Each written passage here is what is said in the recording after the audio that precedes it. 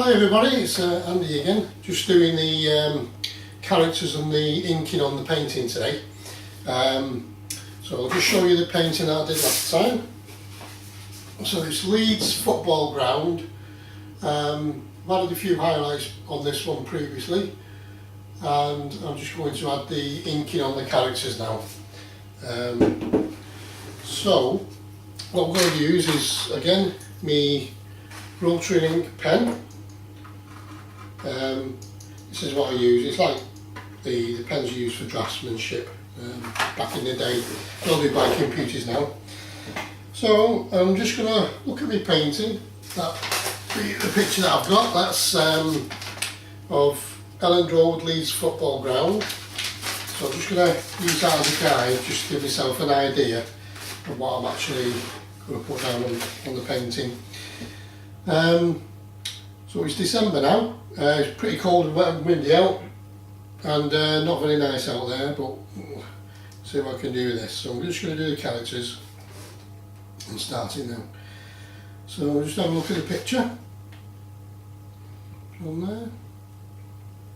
Now I've added Leeds on the word Leeds on there. It's not on the actual picture, but it probably goes well on the Leeds football ground. I've done the emblem on there. I'm going to add a bit to it as well.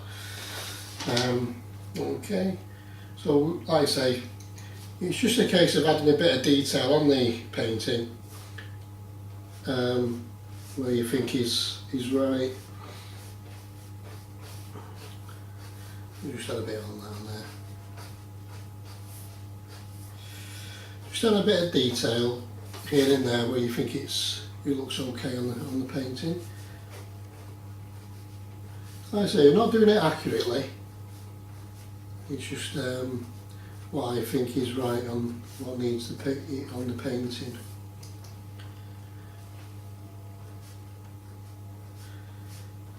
And I'm going to tell you a few stories about my dad as well today. Like my dad was a peacekeeper in the RAF, and one time he volunteered for a mission to do some reconnaissance work to find a plane that had gone down in the sea, that they believed was in the sea. So this is before all satellites and GPS and all the rest of it, back in around about 1958 or 59, when he was a peacekeeper in the RAF. And anyway, this plane that they did, there was they put my dad in a plastic. He volunteered for this mission. It was probably for about 2 days he was doing it for. He got mentioned in the Show Recorder about 1958. Anyway, he got bolted into this big plastic bubble underneath an airplane, and he was there for days, just going up and down the sea, trying to see if he could spot this this downed plane. He was doing it for 2 days, and he didn't find anything, and the mission was called off because then about 2 days into trying to find this plane, they realised that the plane had gone down not in the sea but in some mountains in Cyprus or somewhere. So anyway, when he came into land, there was all news reporters waiting for me dad, and he came out and bolted in from under the carriage of the plane, and he was stinking to high heaven. Imagine it 2 days underneath it, strapped under a plane, under carriage, and he got photographed and everything, and he was, like I say, he was in the Show Recorder in 1958 with that. So that's another claim to fame for me dad when he was doing that. He said he enjoyed his time when he was in the RAF, and he got up to all sorts of stuff in there, lots of missions and all sorts of things. I suppose going to talk about claims to fame, another claim to fame, my dad was a welder in Metro Vickers. He was specialist in welding techniques, and he was becoming very sought after. He was at the time doing all sorts of welding techniques for all sorts of things, and he ended up becoming a specialist in his field. And Anyway, long story short, we ended up going to Australia because he got a job working in the shipyards in Whyalla. I think it was broken prop shipyards, I think it was in Whyalla. And he got a house and a car and everything like that. And anyway, sometimes he contracted workers out to other things, like in other places, and my dad's claim to fame was like when they was building the Sydney Opera House. He was actually one of the guys doing the welding work on it, and what he was doing on one occasion was on this like crane to get it finished off where the pinnacle of the Opera House was. He was doing the final welding in like a bit windy conditions, and he was on a crane on a rope on a seat with his welding gear, and he was kind of like moving to and from, and he was kind of like welding this pinnacle of the Sydney Opera House. He finished it, but it was a bit precarious, he was saying, because he was wobbling all over the place, and it got finished off. And then so yeah, his claim to fame was he welded the pinnacle of the Sydney Opera House, which is not a bad thing. Well, one of the things my dad did when he was a welder.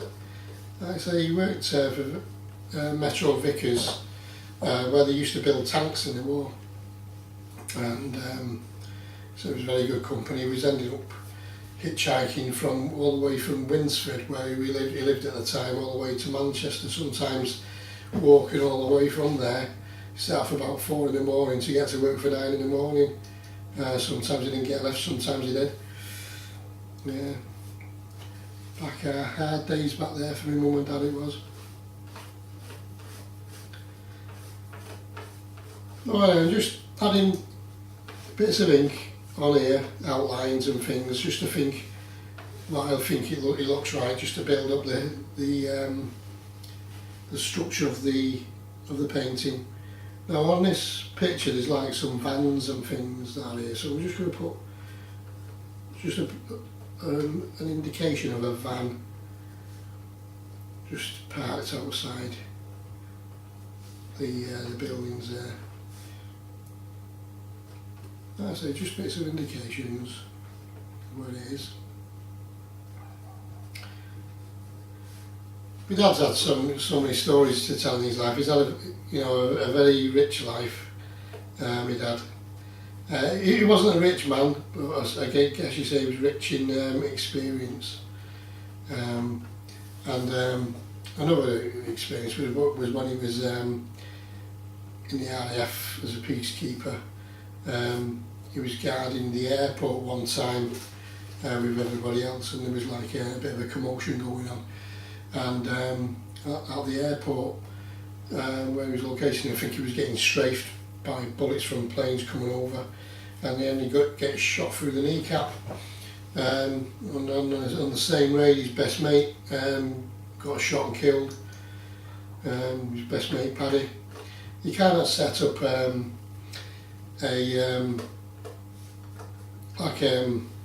pub type of thing, him and Paddy, and he was really good mates with him, so he was really gutted about that. Obviously he would be, wouldn't you? So that was when he's in there, so he shot his kneecap off, but he can still walk. He's got a scar there and a bit of his kneecap gone. So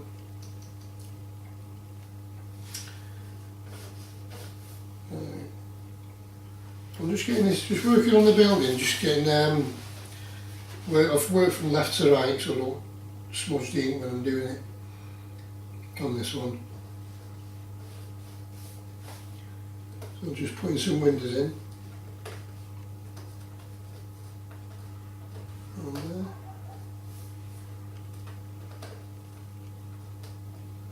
I'll show you what I've done in a minute. Probably won't be able to see in the picture, but it's on later on. Just adding some more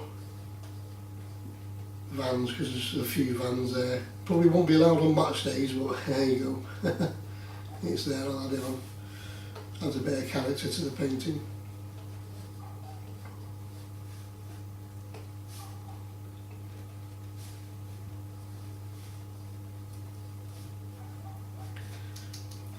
like I say, on my future videos, I'm just going to probably just do the painting and just show you, go through the sketches and the characters. I'm going to do short videos in the future because you don't want to hear me gabbing on all the time here. Then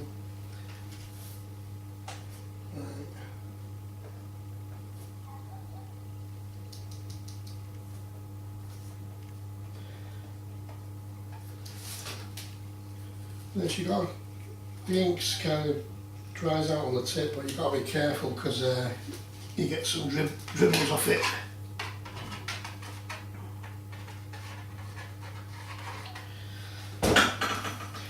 I'm just going to put a few characters in, just a bit on the free flowing. Like I say, my style of putting the characters on, as I said before, I use the what I call the croquis method. So it's just a free flowing style as I'm adding the characters in. I probably, as I'm doing the characters, I just work where I've applied the paint, and just do what I feel, and just like a free flowing style, you know. Just as long as you're enjoying it, you know, what you're doing. Like I say, each character is individual. Probably won't be able to draw them again. Like I say, I wouldn't say I'm a very good drawer, and I like the way I paint now.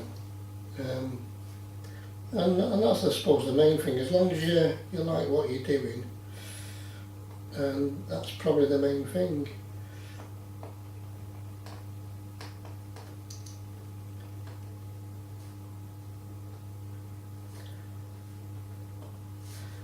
Some weird characters. These looks like a bit of a bird. That one. That character there, got like a bird face.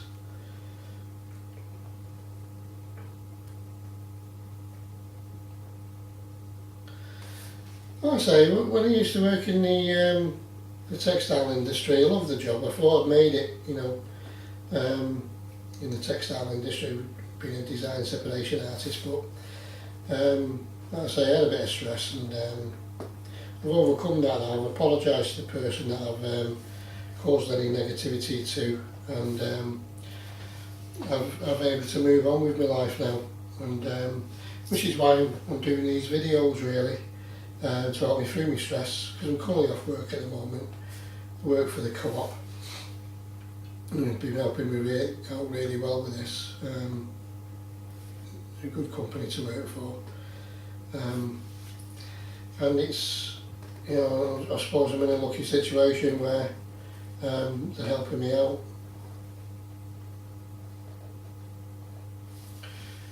But like I say, people do things in their life, and you know, sometimes you act on impulse and react, and you don't really tend to think what you're doing sometimes. And it's a case of, because I beat myself up over decades with all my stress, and I kind of like beating myself up, you know. And it's funny how such a small thing can snowball into a large problem for people, you know. But I'm glad that I went to cognitive behavioural therapy, because instead of like hiding it away and beating myself up continually about it, I actually confronted it and worked out my issues, and now I can move forward with my life in a positive way. And it seems to be working for me, because only positive things are happening for me in a minute. So on a local, I think it was in your local area, this like advertisement on for people of my age who've had problems, you know, on that, and to get in touch with them. So got in touch with this company, just explained what I'd been going through, and we tried to get in touch with me for about a week or so, and we managed to finally get in touch. And this guy turned around and said, "Oh yeah, you know, your story's really interesting, and we want to do an interview." with you. So I don't know, you said you'll be in the next few weeks, so you never know. I don't know if it's going to go, if it's just a local thing or whatever, but he's going to interview me anyway, so that's a positive thing that's happening. Also, with me work stress collection that I've done, and not for my current employment work stress, it was a previous employer I was with. The United Union have said that they want to use my artwork as well, and use a presentation on that as well. So that's another positive thing that's on the pipelines in the future as well. So some positivity is coming out of all this. And like I say, these t-shirts are all part of my overcoming my stress, and this is a Manchester Bee positive t-shirt. It's part of my positive cycle collection. So it's a Manchester Bee. It says love Manchester, and a big plus sign with a heart, positive. So being positive there, kind of wearing this is like you being an everyday superhero battling against negativity. Anyway, so that's what I kind of try and do. Try and fight my negativity all the time, and that's what I kind of do. And I do this through my artwork because I love doing my artwork. Always have done.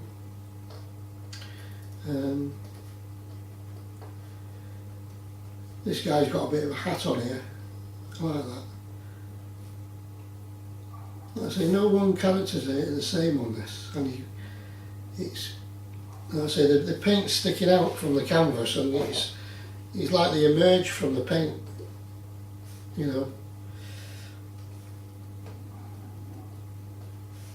These.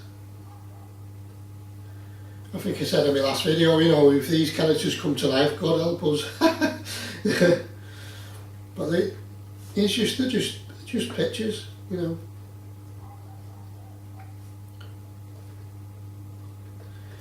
I've spoke to my manager.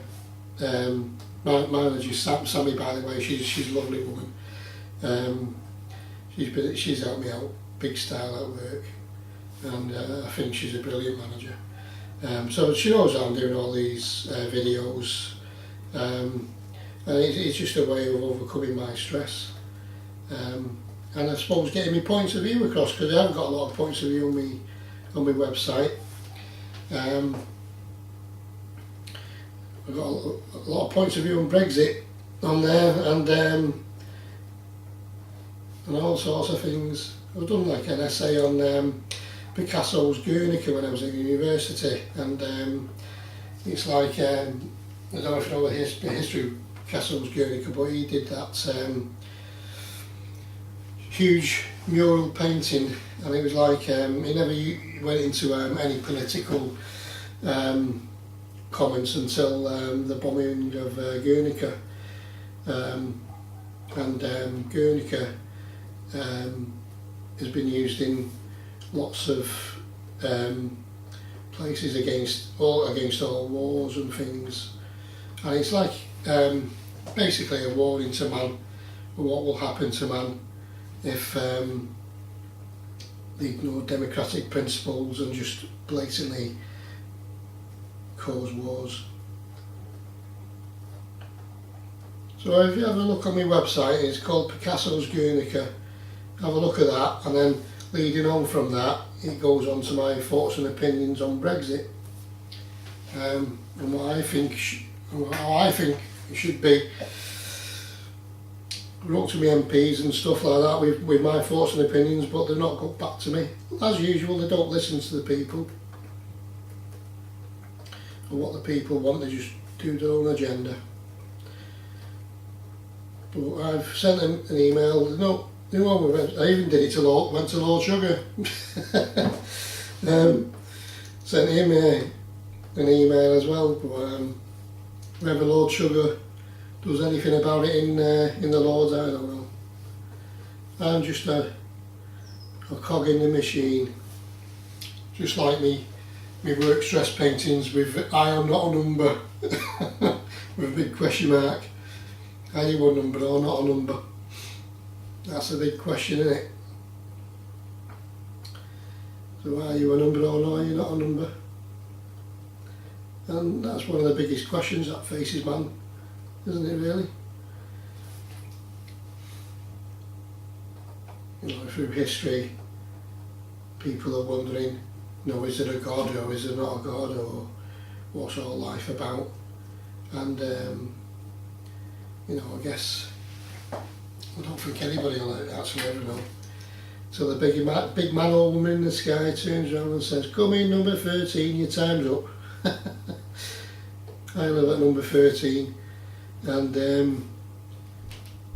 sometimes it's lucky for some. I just heard my daughter banging about upstairs, so I probably woke her up with my gabbing on. She's usually sleeping in. What time is it now? It's 5 to 10, so she's up. That's a miracle.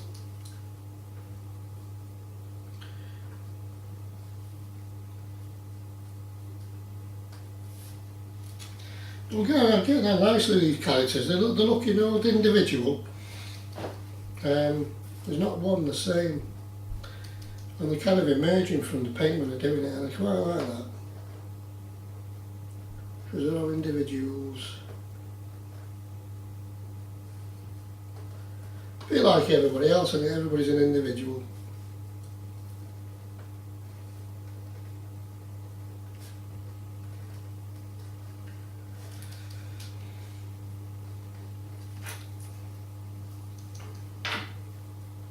I'll show you some of these characters in a bit once I've done it. I'll also be putting a photo of it on the website with some close-ups, I think, as well, so you can have a look.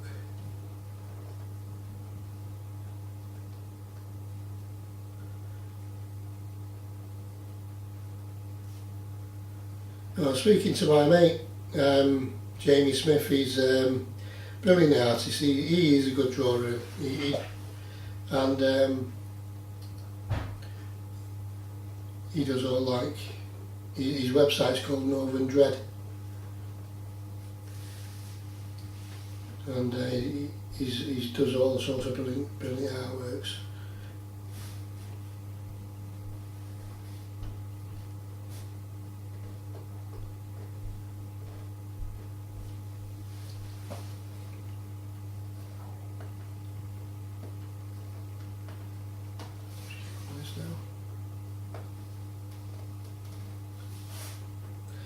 Now, like I say, I do like artists. I like Picasso's work. I do like Lowry's work. William Morris, he was, because he in textiles and that, I like all his old traditional works. I used to do traditional works where I used to work with William Morris designs, all different types of similar designs. Like I say, I did enjoy my job as a design separation artist, and at the time I thought I'd made myself, but after leaving the company, because I had a lot of stress, caused a lot of negativity, I suppose, and I was that stressed out. I ended up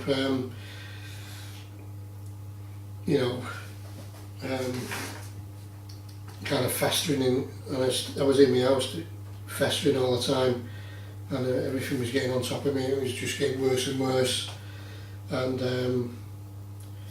anyway, to get out of the, I finally managed to get out of the house after bloody a few months of complete breakdowns and stress, and I was constantly crying all the time, and thinking, what am I going to do with my life in now? So I thought, right, I went to the careers advisor, and this careers advisor in Salford, he turned around and said, there's got to be experience and all the rest of it. And he said, right, so you not thought about going to university? didn't even go across my mind at the time, because I was just, you know, obviously I was a mature person, didn't even know you could do it. So anyway, so told me what it's all about. I was really interested, so applied and got in touch with the university, and it was right, you know, right at the last end of it. And he said, yeah, come in for an interview. He came in for an interview. I brought all my portfolio of artwork, and because my artwork was, I've been doing it over decades and that, and all my work experience, they took me on, which, you know, was bloody surprising. They said they had high hopes for me, and so yeah, it was a bit of a shock, and I was absolutely made up.